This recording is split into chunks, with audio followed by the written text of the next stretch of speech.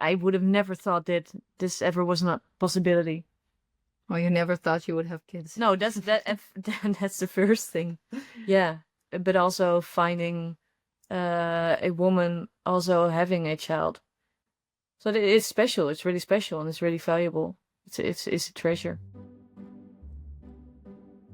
My name is Natalie. I am 32 years old. I work as a psychologist and a content creator, and we have a daughter. My name is Bo, 29 years old, and I work as an account manager for the government. Well, we met through a common friend, so we used to like meet up with her, and then one of us would join her. It would be the three of us, actually, and from then it kind of started. Yeah. The first time I saw Natalie was with now our daughter. Yes. So I already had this child, which was a baby when we met, by myself as a single mom. Yeah. So I brought the baby with me almost everywhere where I went, and also to this mutual friend. When we saw each other, the baby was almost always there. Yeah. And like my first impression was beautiful. She's beautiful. Thank you. But I was always a bit not against having children, but I was like Cautious. Yeah. So that was an impression. And I was like, okay, well, that's cool, but not for me at first. But then the switch was really getting to know Natalie's baby. And also it made a big difference that I actually saw her like still doing like social activities and doing whatever she liked. Of course, having in the back of your mind, you do have a child, so you have to adjust. Yeah. But I still was like, okay, you still have a life, and that was like a big deal for me. Yeah, that was a big fear that you had, that your life would be over. Yeah. That's definitely not the case, and that's what I saw with Natalie, and I got to know the baby, and I also fell in love with her. So I did feel strongly from an early age that I wanted to be a mother, and I had a few relationships where I also had that vision of becoming parents with that person, and all these relationships ended, and that's kind of where I thought, well, what am I waiting for? This wish is just so big that it's also really putting a lot of pressure on my relationships. But that's when I decided it was time to just do my biggest wish at that time. I was 28 at the time, and a relationship would come after. I always felt that way. Someone would join us, and if they didn't want a child, or they weren't welcoming to the child that I already had at the time, then it wasn't for me. What was the moment that you went from dating to we are a family? Well, I think it started out pretty casual because I already, of course, brought Bodhi, my daughter, to all the meetings that we had. So they already kind of knew each other, but at some point we did discuss, like, if we're not gonna try to be serious and try this as a serious relationship, I'm not gonna keep bringing her, because when we started to see each other, she was really young, just a few months old, but she grew, and you really saw them developing a bond, and I really wanted to protect my daughter for me, from me, for you leaving. And that's what a child does, I think, to a relationship. It starts getting serious really quickly, and the other option was not doing it. But ending it was not an option for me. There was this one moment where I first took her to daycare by myself. That was for me, that was a big deal. That's still stuck in my memory. Like, oh wow, that really felt like being a part of the family and playing a role in her life. Yeah. What does your child call you? Natalie is called Mama, which means mom, and I'm called Baba. So I didn't want to be called Mommy or Mommy, because that I don't know, that feels a bit too, I don't know, feminine or something. To me, it didn't suit me. ChatGPT came on with Baba. But we did really from the beginning decide that we wanted her to not feel a difference between us. We're just both her moms, and she doesn't know a lot better. Of course, I was there from the very beginning, and Bo came a few months later. But I think in her conscious mind, she doesn't know any different than the two of us being together. Was there something that you were afraid of, but then in the moment you embarked on this journey, you realized, oh, that was not scary at all? I had no fear that I wouldn't be able to do it by myself. I have a very strong social network, so I was very confident in that. I was also pretty confident in being able to find a relationship afterwards, later, whether it's a few months after having the baby or a few years. But I'm happy that it turned out the way it did, because now Bo kind of got to experience the baby phase as well. And regarding the relationship, I think my biggest fear was having someone come in and then leave again. You hear these stories about children having people come in their lives and go out of their lives again over and over, and how that can really impact their development. And that's something I really wanted to protect her from. My fear was not having, well, not having a life anymore, but not being able to do the things I love to do. And of course, in a way, it is kind of true. Like, I was used to being in bed, drinking my coffee in bed, read a newspaper or a book. Yeah, that's not reality anymore. But you also find a way in it, and you have your own me time moments, and that's also very valuable. Are there now things that you are doing with the child that are giving like a new way of experiencing things that you're like, wow, this is actually really good? Just the small things, I guess. Like this morning we went on a bus together, and that was the most amazing experience ever for her as well. But for me too, because she lightened up, and just the small things in life, they're now special again. Like the birds flying around and the sun and seeing the moon and pointing it out. Yeah, you really get to experience life again through the eyes of someone so innocent. So now you are in the process of expanding your family. Tell me a little bit about that. Yes, that took Took us a while. it took us a lot of talking. I think I was ready for a second child a little sooner, but of course I was ready for first child a lot sooner as well. We decided to get started because this is a process that takes a lot of time. Yeah. That's not something that goes overnight. So we started to do that last summer, Yeah. going through all the intakes and all the blood tests and the genetic tests and getting everything ready to start really trying. Yeah. It is IVF Ropa, which means they retrieve my eggs to make it embryos. Yes. Partner, I think they call Yeah. it partner egg donation. Partner egg donation. Yeah. So Natalie is gonna carry the baby. How did you decide on this process? Well, I can never imagine being pregnant, me being pregnant. So that was kind of a closed case, actually, non-negotiable.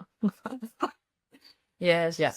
I never really had I had the wish to be pregnant the first time, and that wish left me. I didn't have the wish to be pregnant and especially go through delivery again. Yeah, that was one of the things that I needed to decide on, whether if we wanted to expand the family, that was the case, that I would carry again. And then we decided to use your egg to, well, even involve you more in the family. We did talk about it a lot because it doesn't matter to us that much which egg it is, Yeah. which DNA the baby has, whether it's mine or yours. Yeah. That would be a nice way to to have her DNA in the family as well, in the children, and have them be half siblings, because we did use the same donor. And can you tell me a bit more about the process then of deciding to choose the same donor as your first child? I think that was easy. Yeah, that was really easy. Like the child we now have in our family, she's amazing. No, We don't know whether it's the donor or me. We don't know. It's probably me. No, well, we just love her so much, and we haven't encountered any problems. So why go through a whole process of choosing another donor? Well, we already have one that Yeah. we're very happy about. And also, I I didn't get to choose or pick the donor. Natalie, of course, did that by herself. But I read all the information of the PDF, and I listened to the voice memos, and yeah, I also was convinced this was is a really good choice. Yeah. I really wanted to share the donor profile and the donor information just regarding Bodhi, because we of course try to be the best parents to her every day, and it's really helpful, I think, to have a little bit of background information about where she's coming from biologically. How has it been to navigate parenthood in the Netherlands, and if there is anything that you would have liked to be different? We read a lot of books, and it's so heterosexual. But that's like not especially in this country, of course. That's in every country probably, but that really annoys me. Yeah, different forms of families could definitely be Yeah. more represented. Yeah, television as well, and series and everything. Yeah. That annoys me. Actually. Yeah, it really does. I started thinking of writing a book, a children's book. Just because there's so little out there. Yeah. And then not particularly a book about having two moms or about having two dads, but just a regular book about random life. Yeah. Just everyday life with having two dads or two moms. Yeah. Whenever there is a book about having two moms, for example, it's always about the family structure. Yeah. And we think it shouldn't be about that. It just should be about life, and that having two moms is one of the ways a family could look like. And and I also think in the legal field in the Netherlands, we could really win something, because in this process, what we are doing, where I am carrying her biological egg, she's donating the egg to me. So she's really distancing herself from the egg as if we weren't a couple. Then I'm going to carry it. And then when I deliver the baby, it's still just mine, and she has nothing to do with it. Like legally, I'm nothing. She's nothing. And then she has to become another parent by acknowledging the child after birth. Or adopting. Yeah. Or adopting the child, which is kind of weird because she's been the start of the child.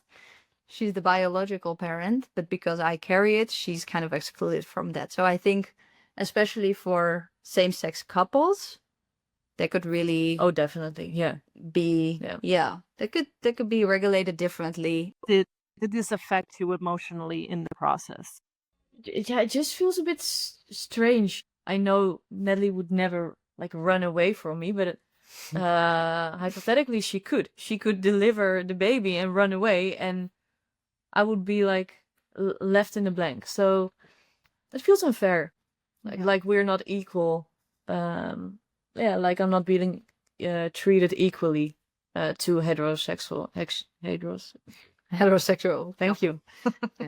It's just a lot of paperwork, and it's unnecessary when we're starting this process together and we want to do it as a couple. It makes the whole process kind of uncertain, especially for the one donating the egg, but also for me, because I could have this child, and if she never adopts or acknowledges the child, I could also run away. Then I'm kind of screwed, because then I'm left as a single parent of a child that is my ex-partner's. How has it been doing this process with European Sperm Bank? Well, when I decided to use a donor from European Sperm Bank years ago, I just felt really supported. I had many questions. I wanted to know everything to the detail. I can be very indecisive. So when I was choosing a donor, I called a lot of times and trying to figure out more information even than was online. And I just felt so supported, and not only in choosing the donor, but kind of in the whole process already, even though I was still at the start. And so European Sperm Bank was so welcoming, that really made me feel secure in my choice, having such a big institution kind of backing me up or my plan. Even in the Netherlands, there were doctors that said I was still young and I didn't have to do this now by myself. I could wait and get a partner. And I never got that feeling from European Sperm Bank.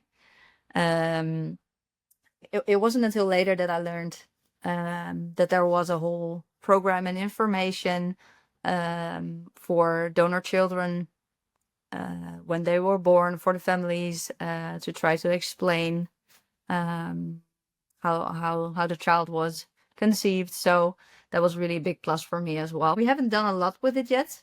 No, but because she's still young. Yeah. She just turned 2. But I feel like some families maybe want to lean into that a little more than other families, and all is fine, but it's really good that there is the possibility of having more information about how to tell your child, or making the book about your family and how the child is conceived. That those are really really big things, I think, for a donor child. Natalie, if a potential solo parent by choice is watching this and they are in the process of perhaps taking a decision, what do you think they should know, or what would you tell them? It's a serious decision to make, but I feel like all the people that I talked to about this subject, they know.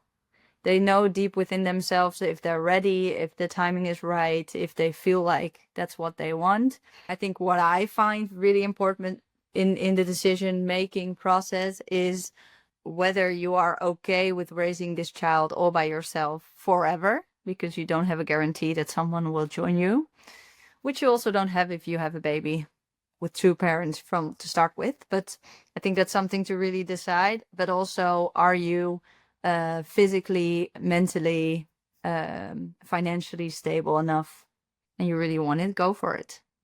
Then what would you tell a same-sex couple who is then embarking on this journey? That it can be hard, and sometimes it can be disappointing in a way that it takes a long time. But I think it's definitely worth it. Just what Natalie said, just go for it, and also try to love the process and the little steps you make together, and also just don't care about what people say. We have some people online sometimes that are expressing disliking of same-sex couples in general, I think.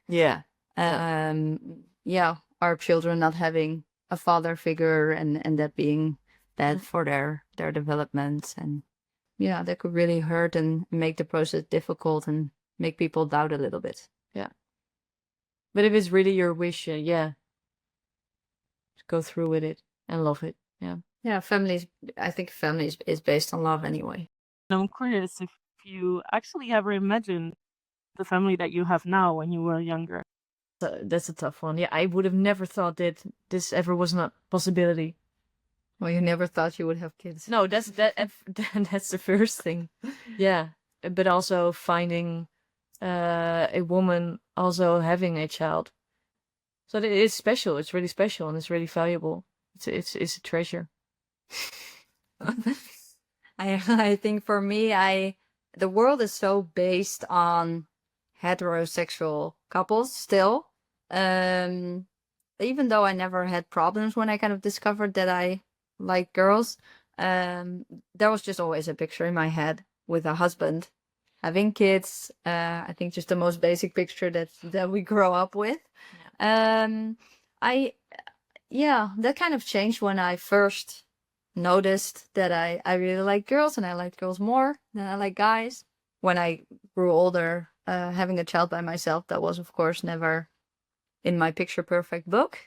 But I really like the way it turned out, and I do really realize that if I did not take that step, then probably we wouldn't be together. How crazy as that sounds, because I do think my daughter played a big role in connecting us as well. And on a deeper level, another level. So I think, what the very cliche of everything will turn out the way it's supposed to be. I think that's kind of true in this case.